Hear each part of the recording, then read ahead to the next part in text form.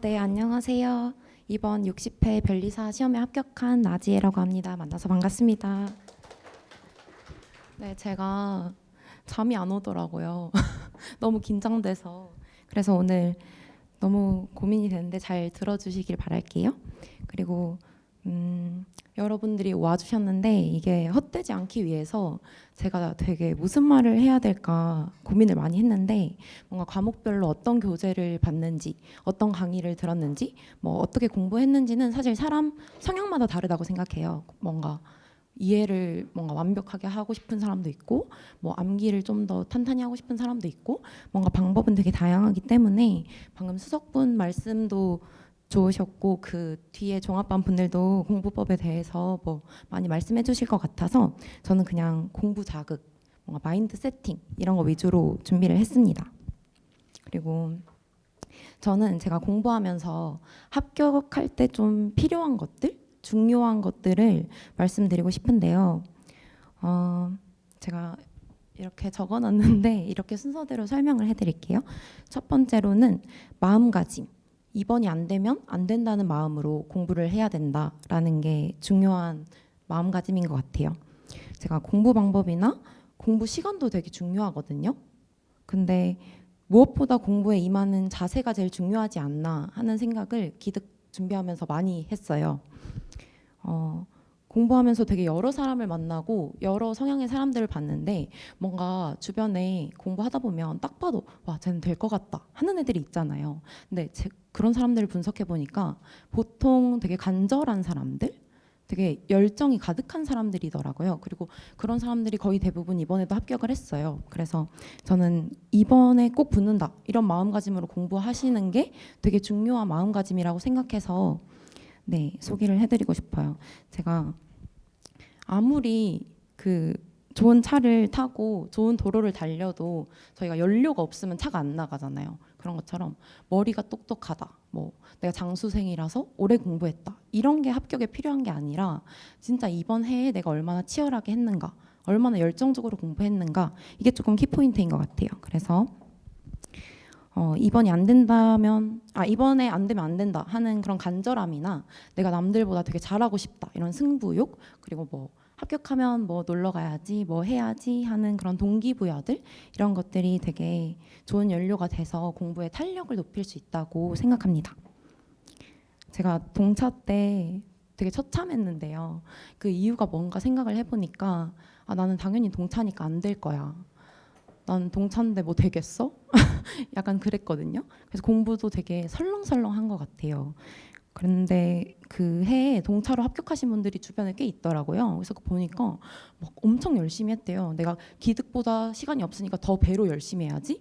그래서 이게 마음가짐 자체가 틀려먹었구나 이런 생각을 많이 하고, 이번에 안 되면 안 되겠다 하는 진짜 그런 간절한 마음이 꼭 필요한 것 같다고 생각합니다.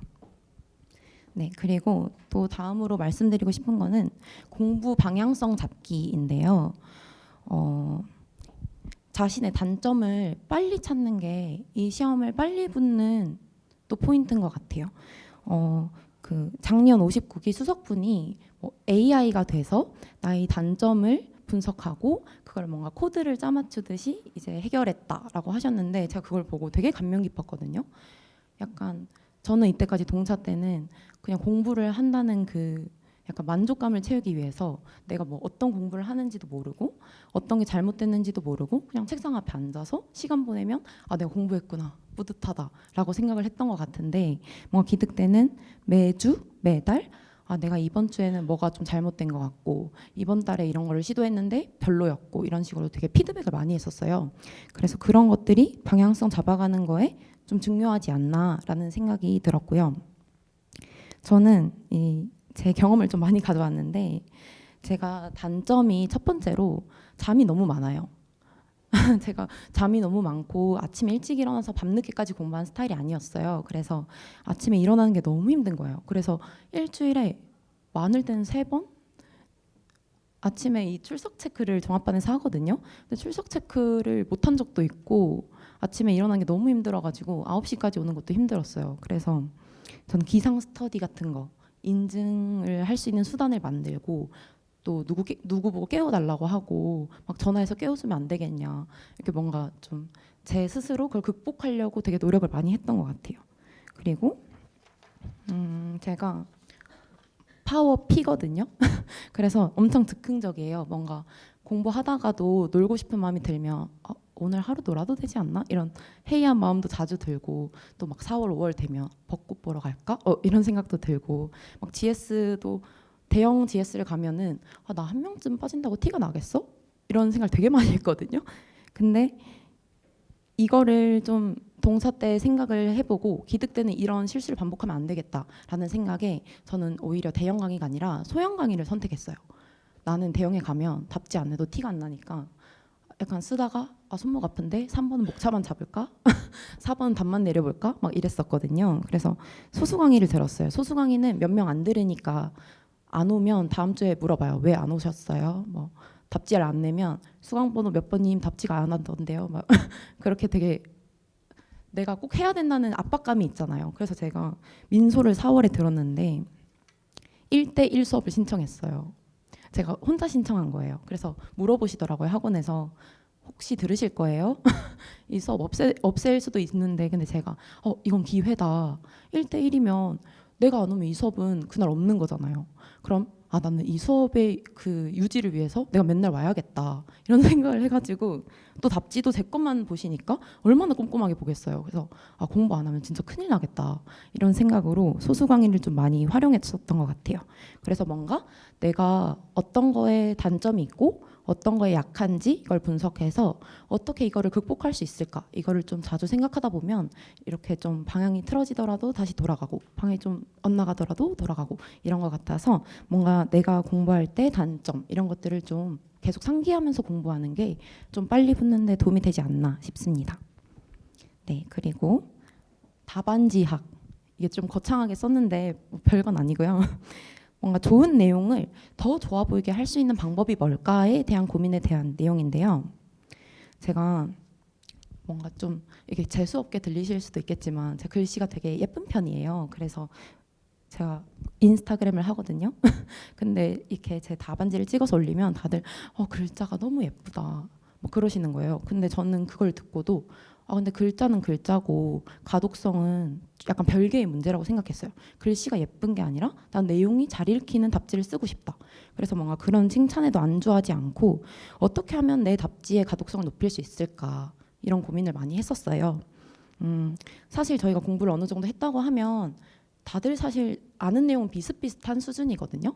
누가 뭐 완전 특출나게 뭔가 새로운 지식을 알아서 합격하는 것도 아니고 고득점을 받는 것도 아니고 저는 그 똑같은 내용을 어떻게 전달하느냐 그게 좀 중요하다고 생각했어요. 답안지를 막 1200권을 볼 텐데 진짜 얼마나 피곤하고 눈이 빠질까. 근데 그 와중에서 내게 좀 더 돋보이고 내게 좀 더 특별해 보이려면 어떤 장치가 필요할까 이런 고민을 GS 쓸 때마다 했는데요. 사람들이 야 너는 글자도 예쁘면서 형식에 너무 고민을 하는 거 아니냐 막 그러더라고요. 근데 저는 아니 나는 진짜 눈에 잘 보여서 빨리빨리 채점하고 채점자한테 되게 친절한 답지를 쓰고 싶다. 이게 진짜 목표였어가지고 좀 형식적인 거를 고민을 많이 했어요. 그래서 혹시나 제 답안지나 그런 형식적인 부분에 대해서 궁금하신 분은 저도 나중에 여기 메일 주소를 쓸 테니까 제 답안지 샘플이랑 형식적인 그걸 제가 연구를 좀 했거든요. 그래서 그 노하우들을 메일로 보내드릴 테니까 연락 주시면 감사하겠습니다. 그리고 그런 형식적인 것뿐만 아니라 목차도 어느 정도 형식이거든요. 그러니까 내용을 알아야 목차를 좀 짜임새 있게 쓸 수 있는 것도 맞는데 똑같은 목차를 쓰더라도 어떻게 쓰느냐에 따라서 그 구성이나 배열에 따라서 또 답안지의 논리 흐름이 바뀌어요. 그래서 저는 목차를 좀 깔끔하고 논리적으로 보여줘야겠다. 이런 생각에 민, 특, 상, 저 다 똑같은 포맷으로 작성을 했는데 첫 번째로 문제의 소재에서 나는 이러이러한 근거로 이러이러해서 이러이러한 결론을 낼 것이다. 이렇게 처음부터 근거와 답을 다 제시했거든요. 그럼 문서만 읽어도 얘가 무슨 말을 할지 알겠다. 그리고 그게 정답이라면 얘는 좀 아는구나. 이런 느낌이 들 것 같아서 그렇게 썼고 저는 목차를 이렇게 시험지에 쓰고 답안지를 옮겨간 게 아니라 문제의 소재를 어떻게 쓸지만 그 시험 문제를 읽고 생각을 해서 쓰고 그 문제의 소재를 순서대로 이렇게 스토리텔링을 하는 식으로 답안지를 작성했거든요. 그래서 목차에 그 문제의 소재의 흐름에 맞게 이렇게 뭔가 스토리텔링을 보여주고 그 사이사이에는 가교 문구로 내가 이런 내용을 썼는데 이 다음에는 이런 내용을 써서 이런 식으로 흘러가게 할 것이다. 이런 암시 문구를 좀 중간중간 넣었어요. 그래서 딱 답안지를 읽으면 아, 얘가 이런 논리로 이런 답안을 전개했구나. 이게 금방 보일 수 있도록. 그래서 목차 구성을 그렇게 했었고요. 근데 물론 내용이 너무 부실하다거나 알맹이가 없다거나 뭐 답이 크리티컬하게 틀렸다거나 하면 사실 형식이 독이 될 수도 있거든요. 너무 잘 보여서 얘 뭐지? 왜 이렇게 틀린 거를 이렇게 잘 보이게 써놨지? 하고 감점이 될 수 있어요. 근데 어느 정도 그래도 다들 공부를 하시고 답은 맞춘다는 가정하에 이런 형식적인 부분이 추가가 된다면 오히려 내 답안지가 좀 더 특색 있지 않을까? 이런 생각을 하게 된 것 같습니다. 그리고 이건 좀 자랑인데 저랑 쓰기 스터디를 하신 분들이 다 붙었더라고요. 제가 쓰기 스터디를 2개를 했는데 민소 쓰기 스터디를 했는데 제가 그분들 걸 되게 진심으로 첨삭을 했거든요. 근데 다 붙어가지고 아, 이게 되게 의미 없는 고민이 아니었구나 하는 생각을 좀 했어요. 그리고 마지막으로는 경향성에 대한 말씀을 드리고 싶어요.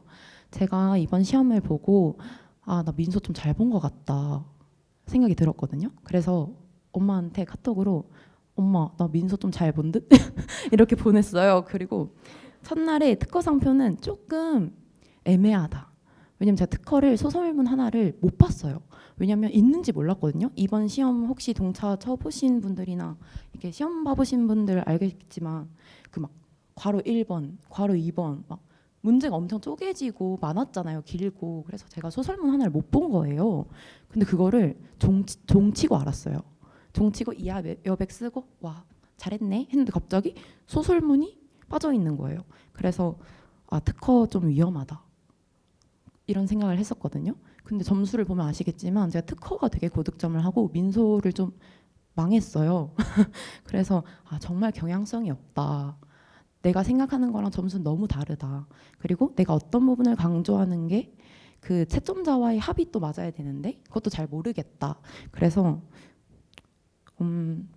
사실은 이번 점수를 보고 좀 놀랐던 거는 민소 특허 상표의 간극이 별로 없다는 거였거든요.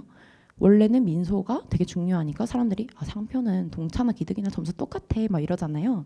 그래서 민소를 되게 막 80%, 70% 이렇게 공부하고 특허 상표는 안정적으로 합격자 평균될 정도 이렇게만 공부를 하는 게 추세였는데 점수를 막상 까고 보니까 민소나 특허나 상표나 다 점수가 비슷한 점수로 나오니까 평균 점수를 내려면 아, 이제 민소 한 과목만 투자해서는 안 되겠구나 하는 생각이 들었어요.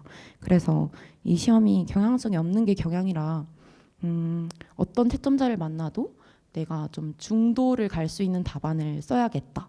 이게 이제 공부 방법의 하나의 목표가 되어야 할 것 같고 그리고 한 과목 몰빵이 아니라 3과목 다 골고루 좀 관심과 애정을 가져야 된다.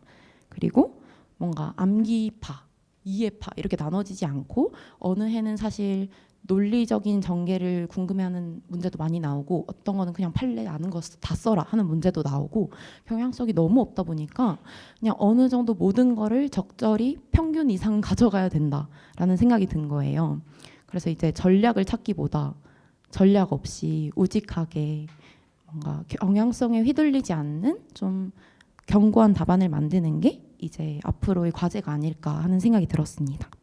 그래서 오늘 제가 사실 그냥 수기를 작성할 예정이어서 썰 푼다는 마음으로 왔거든요. 그래서 이게 도움이 됐는지는 사실 잘 모르겠어요. 근데 그냥 제 말이 정답도 아니고 그냥 앞에 나와 있는 저 바보 같은 애도 붙었는데 나라고 못하겠어? 이런 자신감을 좀 드리려고 온 거니까 제 말에 너무 너무 이렇게 믿고 저렇게 해야지 하지 마시고 자기한테 맞는 방법 그리고 어떻게 하면 내 단점을 빨리 극복하고 합격할 수 있을지 이런 고민들을 많이 하셔서 다음에 61회 합격자가 되셔서 이 자리에 오셨으면 좋겠습니다.